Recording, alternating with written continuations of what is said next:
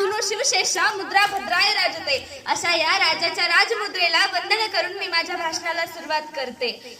महाराष्ट्राचा जो इतिहास लिहिला तो कोणी एहऱ्या घेऱ्याने नव्हे. महाराष्ट्राचा जो इतिहास लिहिला तो कोणी एहऱ्या घेऱ्याने नव्हे. महाराष्ट्राचा इतिहास लिहिला तो हिरव्या पिवळ्या शालीनं, तलवारीच्या खणखटानीनं आणि घोड्यांच्या टपानी. आणि महाराष्ट्राचा इतिहास घडवला तो छत्रपती शिवाजी महाराजांनी. मुजरात त्या शिवरायाला, रयतेच्या राजाला, ज्याच्या भक्तीला जोड नाही, शौर्याला तोड नाही, जो थांग आहे सागरा समान, ज्याचं छत्र म्हणजे आभाळाप्रमाण, जो त्या सूर्याची शान, मराठी मनाचा धगधगता अभिमान, काळीज आहे सह्याद्री, ज्यांना शंभूंचा अभिमान, असे ते प्रौढ प्रताप पुरंदर क्षत्रिय कुलावत वंश सिंहासनाधीश्वर राजाधिराज श्रीमंत श्री श्री श्री छत्रपती शिवाजी महाराज की जय.